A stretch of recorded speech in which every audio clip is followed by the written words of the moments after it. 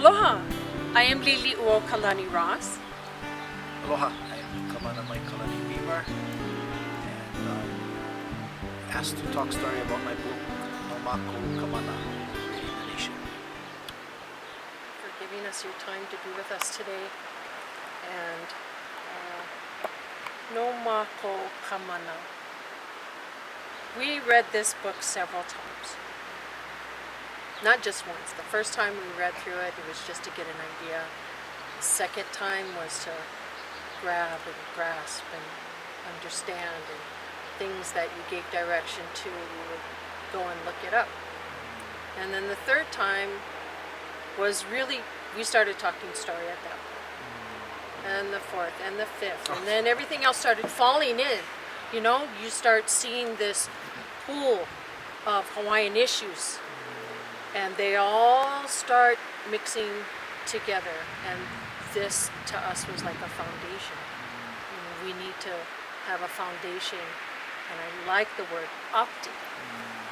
I always use the word view or volition, but I like opting because it is looking through somebody else's perspective. And I don't think we've no matter how much we think we've detoxed, we still got a detox. And this was something we could actually continue to read and find something in there new. So we want to talk to Kamana my color. We want to talk to the heart of this man. And we want to hear what compelled you to write this book. What do you aspire for those of us who have read it and those of us who haven't read it and should? What do you aspire for them to take?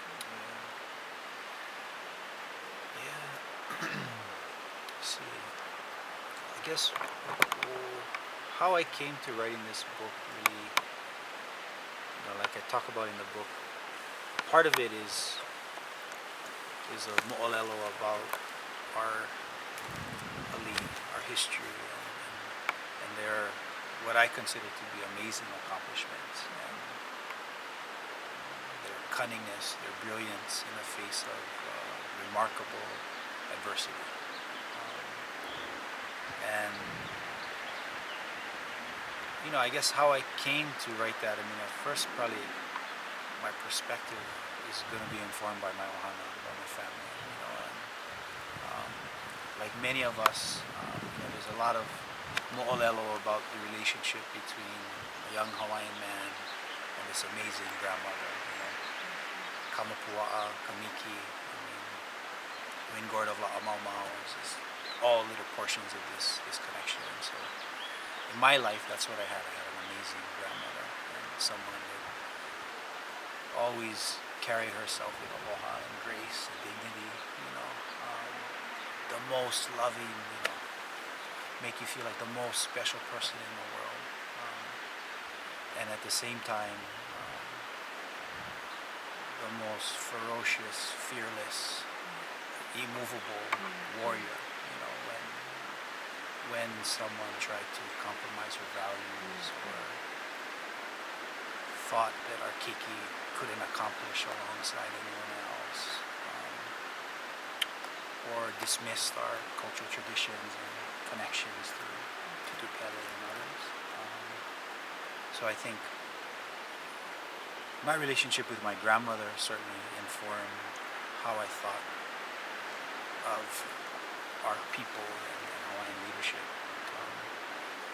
But as I, got my way through college and stuff, I started to be fascinated with our aina, with ahupua'a, and really I wanted to figure out what an ahupua'a was.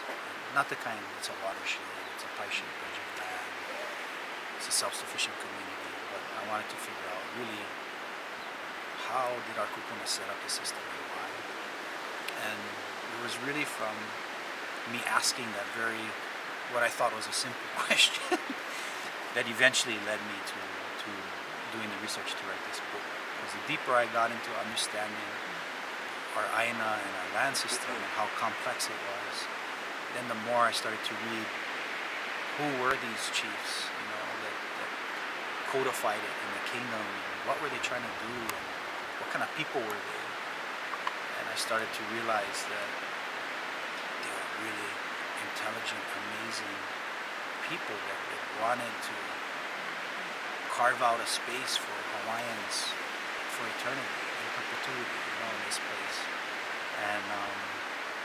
And I felt that with the research that I had uncovered in those letters and documents and laws, and primarily looking through Makou Hawaii type Hawaiian language sources, I just felt like there was an incredible story about Hawaiian leadership that I could help to bring back. Yeah. Does that make sense? Yeah. To light that fire. It's innate. Yeah. You need to. Yeah, and so I think what I wanted to accomplish in writing the book, what I hope when people finish reading it is this sense, no Makou Kamana, the power is ours. We have the mana to really carve out whatever future we want for ourselves. And the idea that our leaders were inferior or inadept or unsuccessful is completely wrong. It's false. These were amazing people, and we have a piece of that within us. We have a piece of that within us, and we have. We're actually living in that adversity they were dealing with. We're living totally through it. immersed in it. Yeah. It's all around us, right? And I feel like the same struggles that they were facing. How do you keep a space for Hawaiian identity in an ever-changing world? Same issues that they faced, but how did they do it? Well, Lili'u, Alexander Lili'u and others, they learned other languages, but they published. Lili'u translates the Kumulipa, right? So they always relied on our own traditions to inform who they were and their being. But they weren't scared to engage with the outside world. I feel like that was like something that hit me really hard, is when I realized they were so confident in who they were that they didn't fear engaging with any culture. Because he didn't lose himself.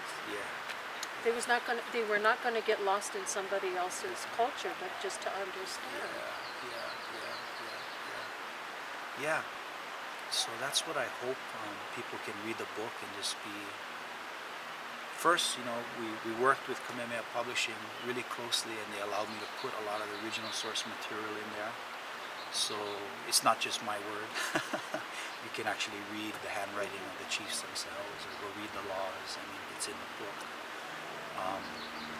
But to take that and to know that, we can. We can.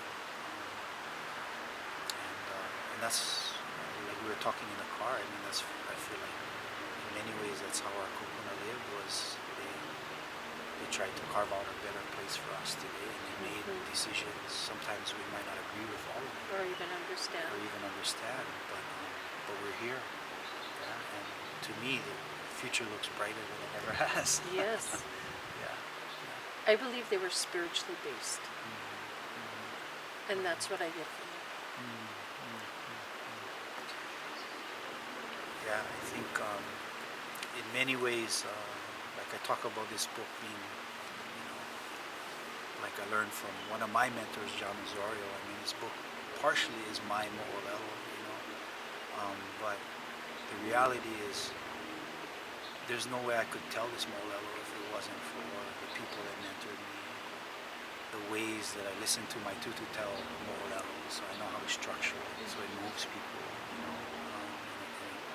it has a deeper lesson to it that's behind it. So yeah, there's a big part of me, I guess I did the research, but the documents found me sometimes. Right. You know what I mean? Yeah. Yes. And so there is a spiritual side, I think, to all of our work. Yeah. How is this applied to an everyday course. From my standpoint, I worked really hard, and that's part of the reason why I chose this publisher. Was I wanted to try to, if you read like my other work, my dissertation work, there's a lot of academic jargon and hoopla, whatever, and that's good. That's good stuff. That's fine. That sort of has its place. But with this book, the story I want to tell right now is I worked really hard to try to make it use language that's readily accessible to our people. And I worked really closely with this publisher to try to make it so it wasn't just a book for accommodations or academics or graduate students.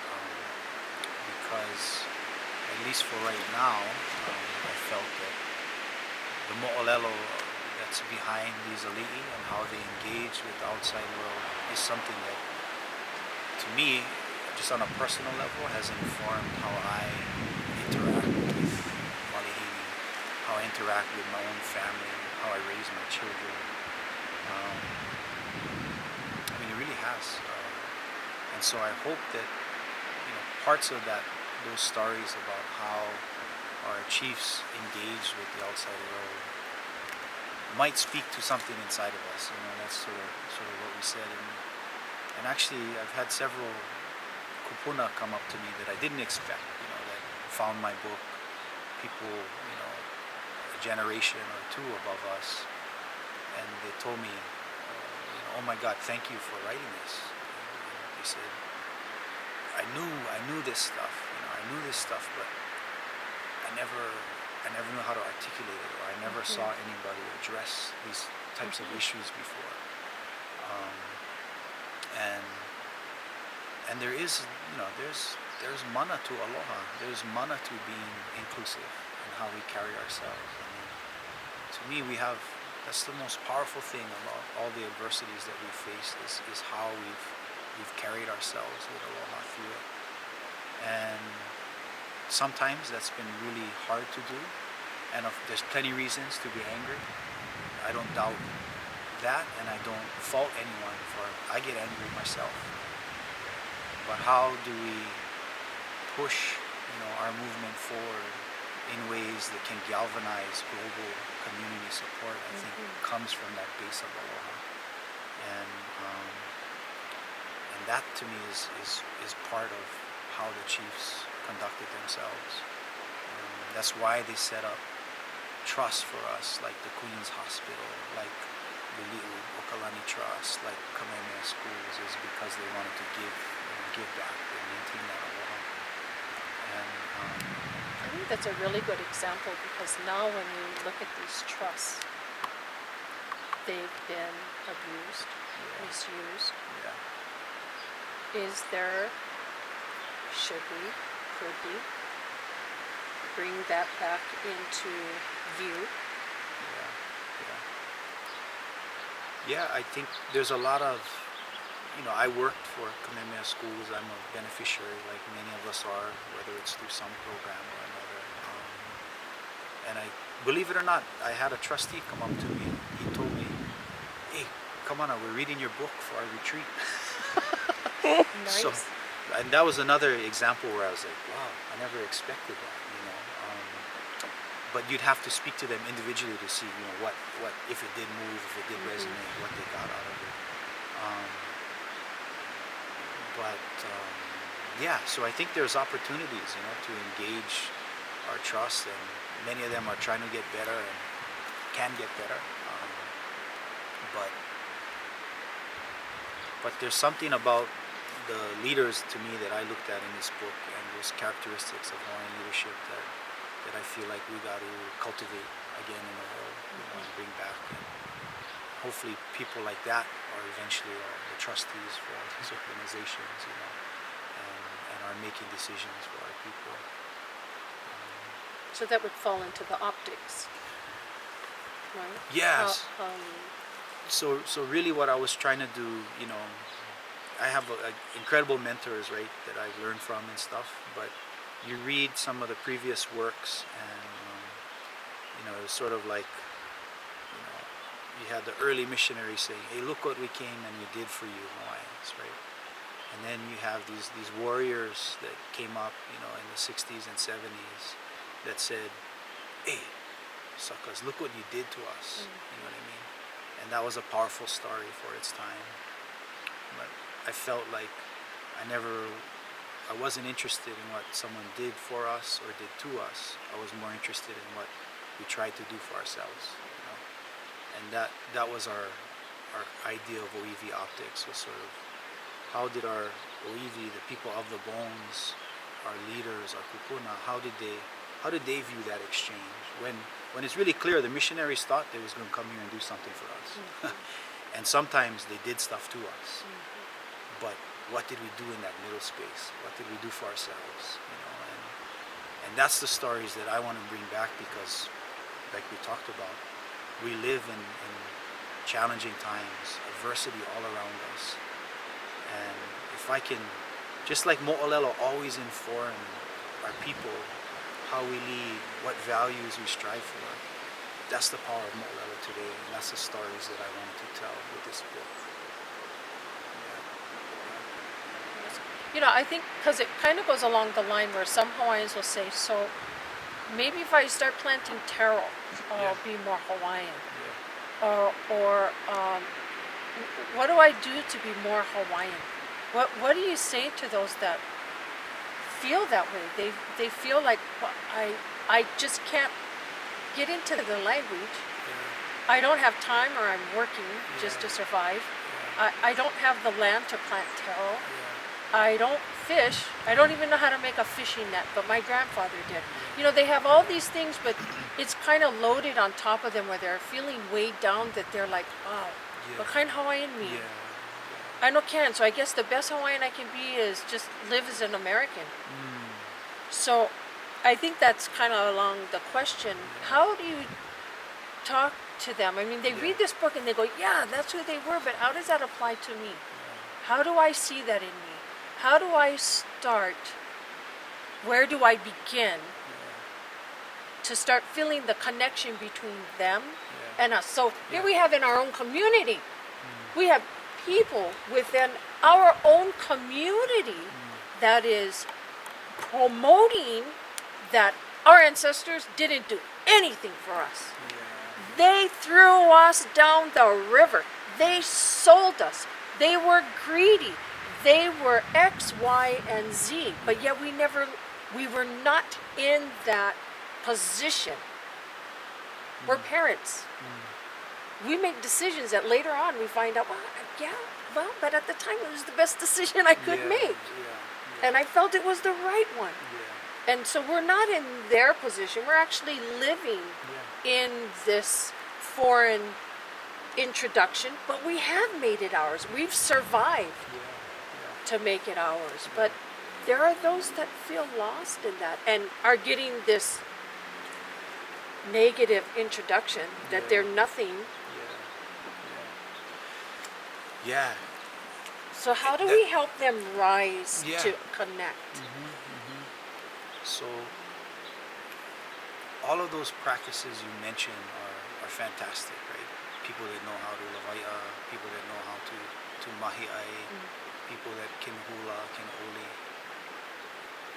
But none of those to me makes you Hawaiian. They don't define who we are. You know, as what makes you Hawaiian is people around you, your kupuna, your value systems, how you think of your relationship to this aina. And I guess, you know, what I would say is don't feel like you're not good enough. You know what I mean? That's really clear. Never feel like you're not good enough, because you're a survivor. You look at everything that our people have gone through, severe collapse, you know, of our population, banning of our language and our ancestral traditions. And so all of us here today, we're all survivors. And we have incredible mana and resilience. And so maybe the best way to find that, how do you get involved, is to find a way to serve your people. that's what these chiefs did.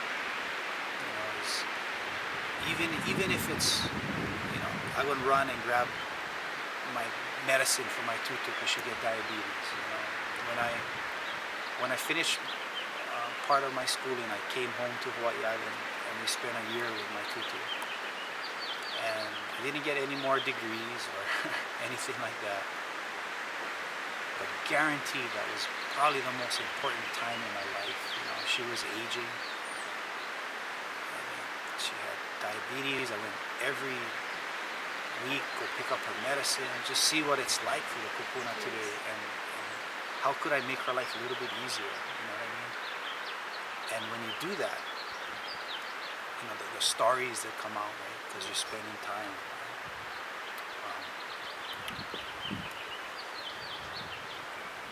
That makes you alive, right? Yeah.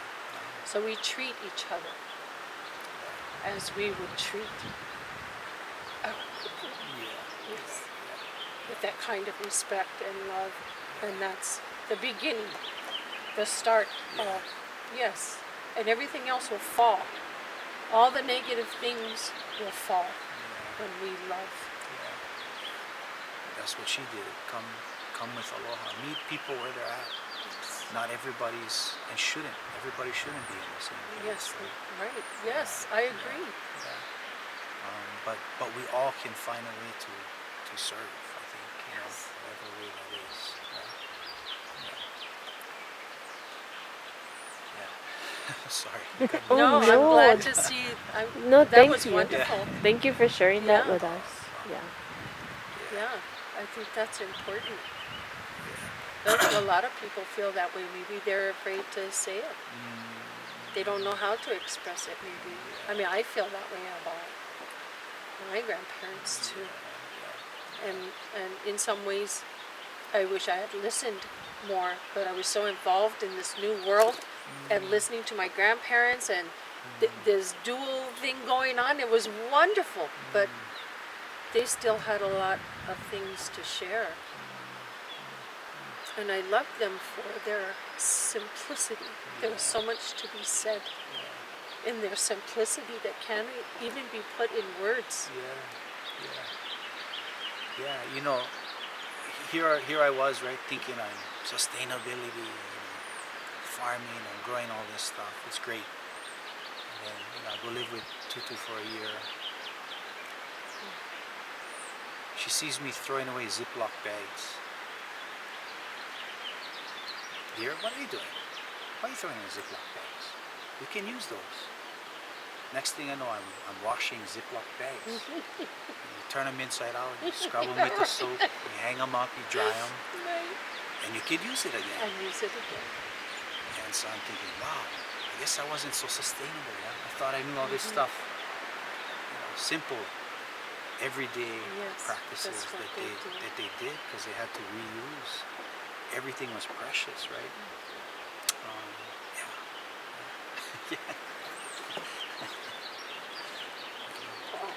Do you want to say anything about what's happening currently, or about, since this new emergence has started?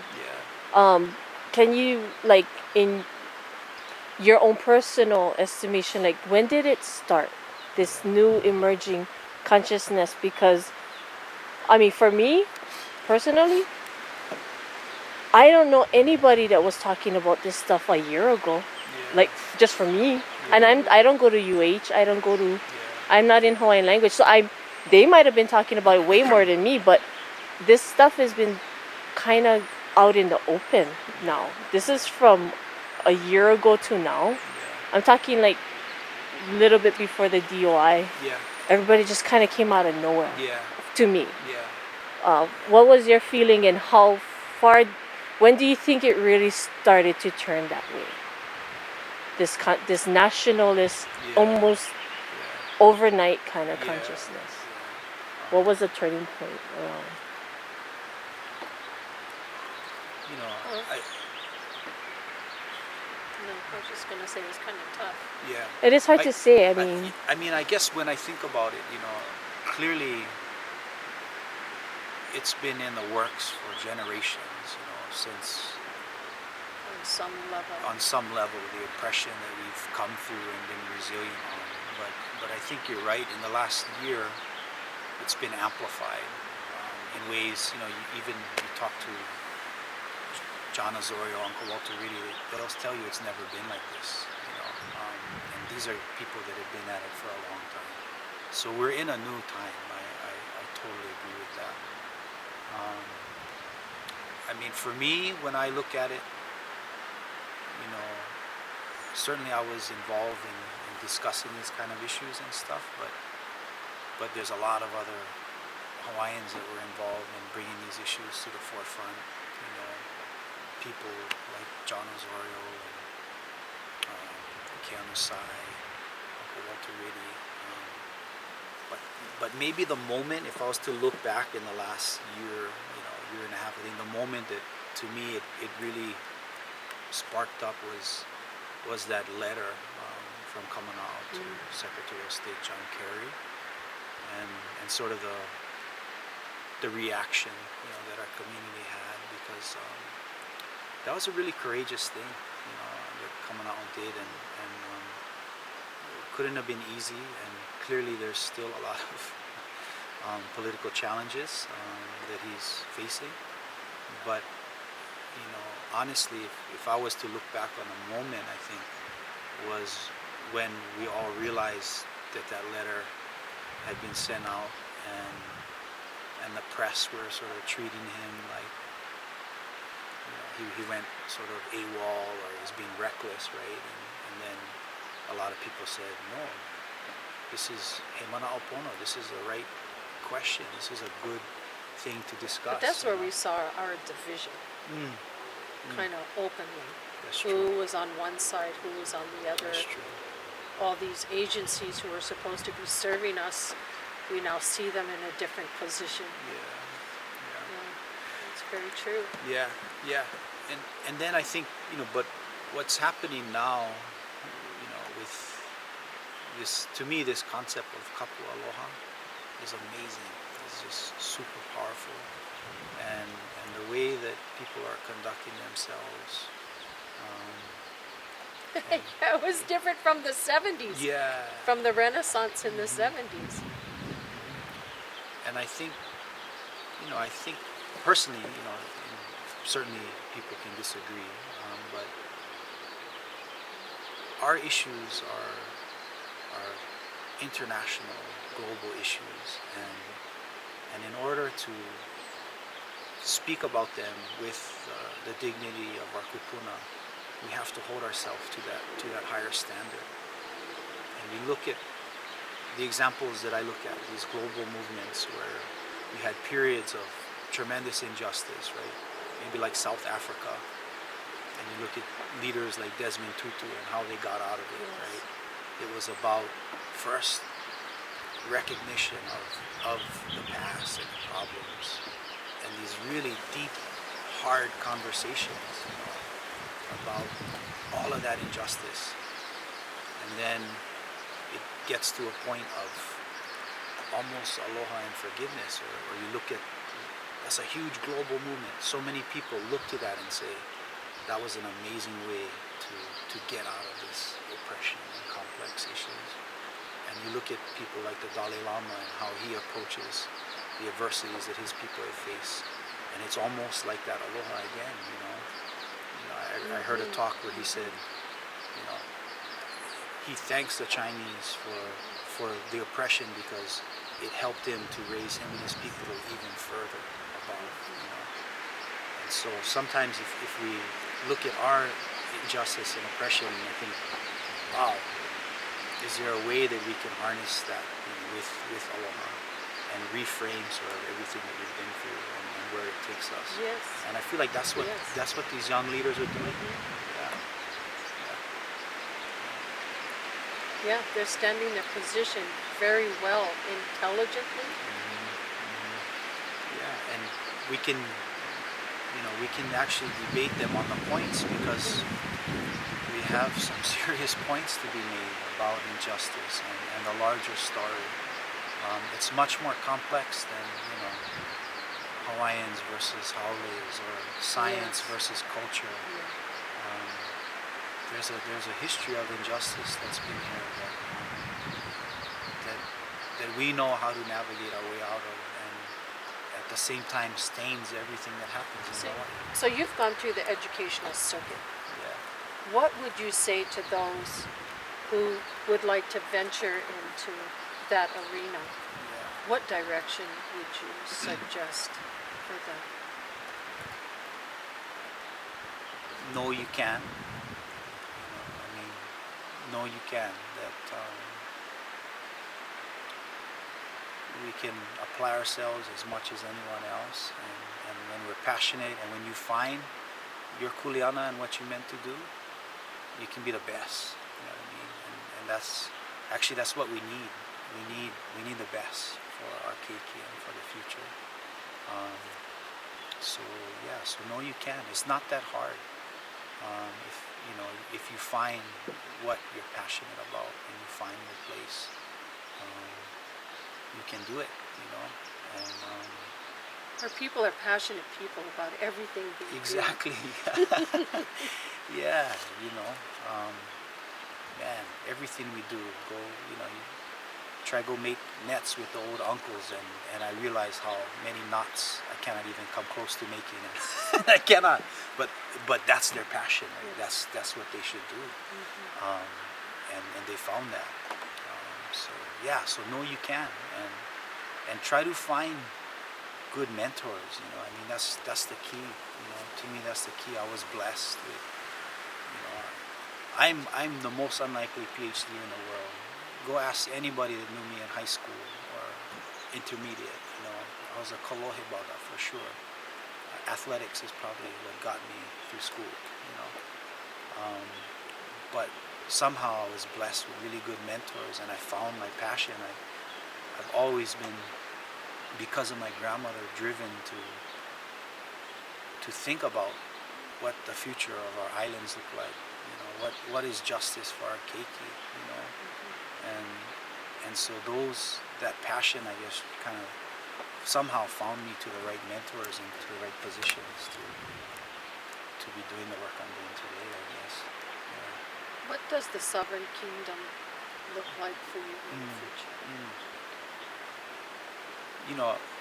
When I look at our past and I look at what we were able to accomplish, one of the things that I actually think was brilliant and amazing, and sometimes maybe today might be somewhat controversial, is we were inclusive. Yes. There was a period in Hawaii where, amazingly enough, it was not without problems for sure, but there was a period in Hawaii that never mattered what color your skin was, where you came from, but it mattered how you cared about this place and what you're willing to commit to this place. And that's a powerful insight to me, to think about what the future looks like for us. Because I want a future for my children that's inclusive. I think that's so important. We hear just for us Hawaiians. Haulis go home. And I think with the military being here, I think that bridge is crossed. Military go home. They're talking. Some people include the non-Hawaiians, all of them go home, and I find that very hard to grasp when there are those who have the heart, the love for our right. Yeah, everybody has a right to their position, and I won't want to, challenge them on it. But for me, and again, it's because of the way that I saw my tutu behave, and because I really feel like we can learn a lot from people from other cultures, and that's a good thing if they can help us to aloha aina. That's the real mission, is to aloha aina. And when I look at how our chiefs brought people into the circle, it was about that. It was about how can you contribute to keeping Hawaii Hawaiian in perpetuity. what role can you play in that? How can you serve? Yeah? It wasn't only what's your genealogy. um, so, but I respect everybody. You know, the injustice that we face. You know, you're gonna have different opinions and points of view into how we get out of it. But for me, you know, that's mine. Well, this book is so encompassing, right? This book is so encompassing and inclusive of everybody. So in that inclusion, what is your manana about what our people are doing on Mauna Kea? Yeah. Like what she said, we're not against technology. We're just not liking where they're putting it. Yeah. So your book is so encompassing. Yeah. How do you view? Yeah. So I guess, you know, what I really aloha again is this idea of kapu aloha and how they're conducting themselves. I think, you know, where we get lost in the debate between science and culture is this broader context of injustice that is happening in Hawaii. So it's really hard, you know, to just talk about, hey, we want this science to happen in this place for the benefit of the world, when you don't address these larger issues of historical injustice. I mean, you know, Mauna Kea is a part of the so-called ceded lands, these former lands of our kingdom that were very honestly illegally taken, and still, you know, are titles clouded and held by the state in trust. So there's these larger unresolved issues that are playing out, you know, that it's not as easy as just saying, hey, look, you know, this is for the benefit of science and this is science against culture, or there's these Hawaiians trying to keep us back. You know. I thought about a little cartoon.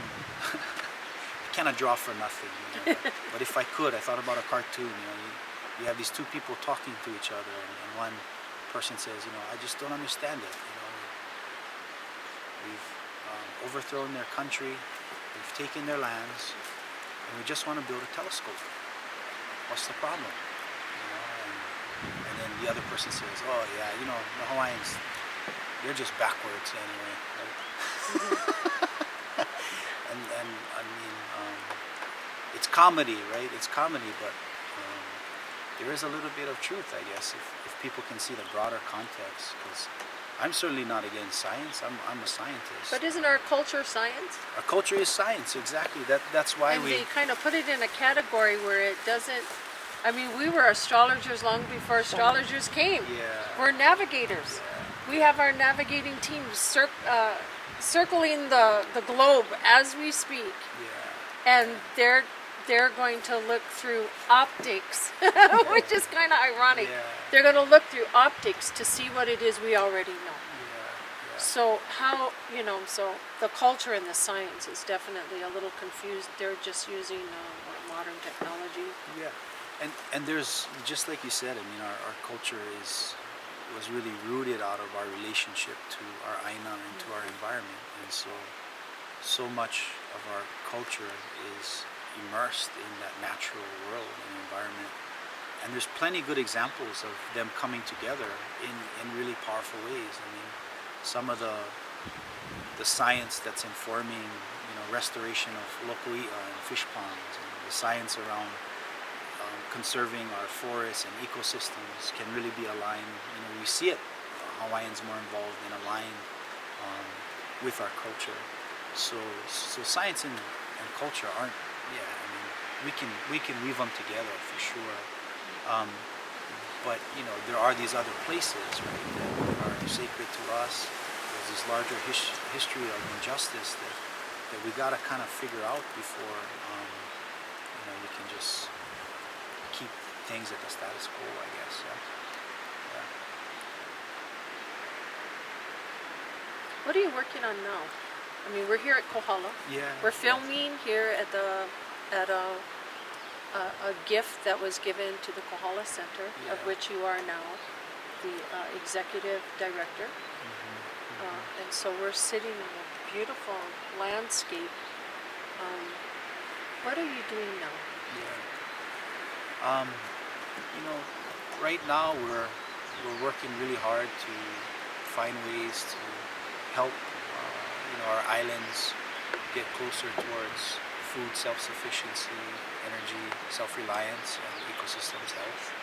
So we run a bunch of programs, from working with keiki in school gardens to training farmers, to working with Hawaiian academics to finish PhDs, to working with marine stewardship projects down in Kahalu'u. And that's sort of what our organization is doing. I mean, lately I've been spending a lot of time trying to talk with key people in our community and just figure out how we can better serve. So you're actually living what you write. You live what you write. You are serving. You are embracing. You are loving. You're caring. And you have in perpetuity you have 2 children. So you're also giving to the future generation. Yeah, thank you. I'm trying my best. That's all I can say. I make plenty of mistakes, but I have good mentors. I have an amazing family and wife, and I try. I try my best. I mean, for me, the reality is today's not guaranteed. Tomorrow's not guaranteed for anyone, and today is really all we got. So it is about serving, and doing as much as you can with the time we have, the limited time we have. So can anybody come and see you here at the Kohala Center? Is it open? Is this for organizations, or can individuals come, or anybody who has an interest in what you're doing in serving the community and in food service? Or yeah, you can get involved in our programs for sure, and you can email us or check our website. But yeah, our programs are open to farmers in the community. We work with a lot of them, work with more. In fact, that's one of the struggles we're having is we don't have enough people to serve the demand. But we could always use room for volunteers and other things. Yeah. would love to volunteer and help. Yeah. And not that we have everything figured out. I mean, we're learning as we go as well. But yeah, for sure. That's what makes it fun, right? Yeah. When you're learning, not when you have all the answers, is when you're kind of learning too. Yeah. I think that's how we need to approach things. When we want to learn. Yeah, so You're a powerful and a gentle soul. A powerful, gentle soul.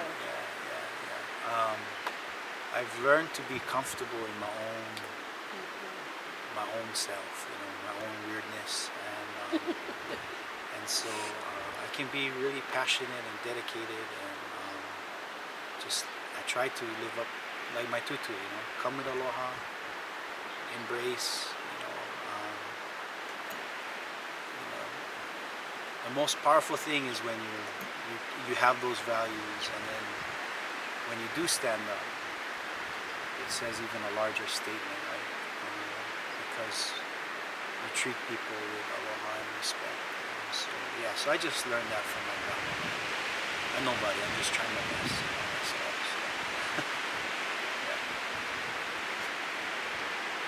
So I guess one of the ideas that came to me in writing the book was this portion about a sickle, and so I, spending time helping farmers, lo'ikalo and other issues. What I realized was our people were really good at appropriating tools. We're really good at taking stuff and making it Hawaiian, and you don't really think. You don't really think about that when you're out there, you're on the aina. You use whatever tool, can help you to advance your mission. And so that was one of the things that really helped me to tell my story, was just spending time out on the Aina with farmers and seeing, doesn't necessarily matter what they say up in the classrooms in academia, but what happens on the ground with our people. And that's what our li'i did, was we appropriated tools from wherever, from the outside, from the inside, but it was about advancing, the future of this place, Hawaii, together. That was a really good example of us merging or using the sickle. That doesn't make us less Hawaiian, and that was right in the beginning of your book, and that really captured me. That you don't lose being Hawaiian by adopting whatever it is you may adopt to help you advance your quality of life, maybe. You never lose your Hawaiian. No. We use it to forward aloha aina, then it doesn't matter to me what tool we appropriate. I wrote the book using one computer, so that's one Hawaiian computer now. Right, a Hawaiian computer now. Why not?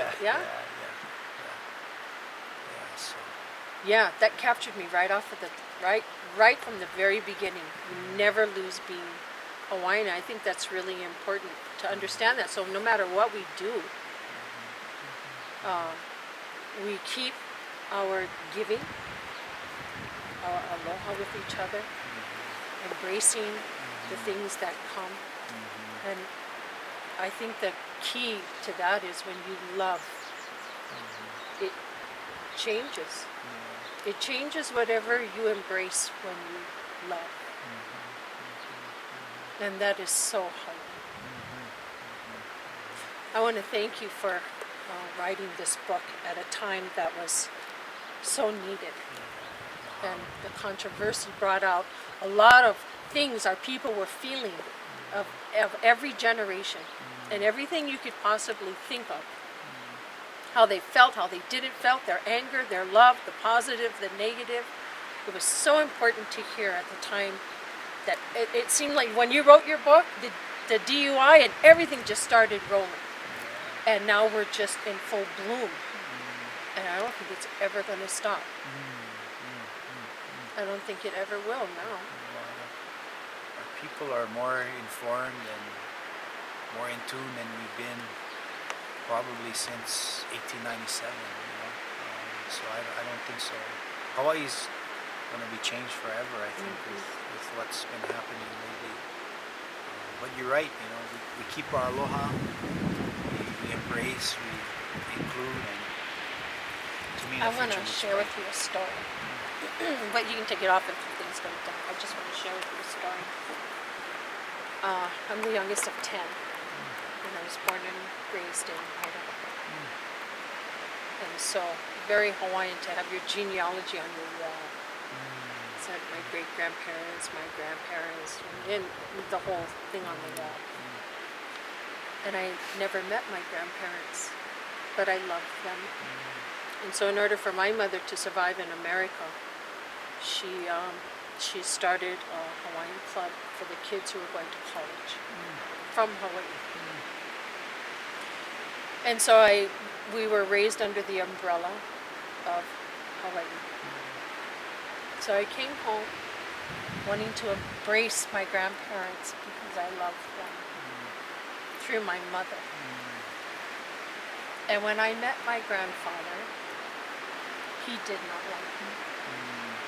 He wanted nothing to do with me because I was Hapa Hawaiian. So there was Hapa Chinese, Hapa Portuguese, Hapa Filipino, Hapa whatever it was, but not Hapa Hawaiian. And I left that room crying at 11 years old. I was crying and brokenhearted, but my mother saved me.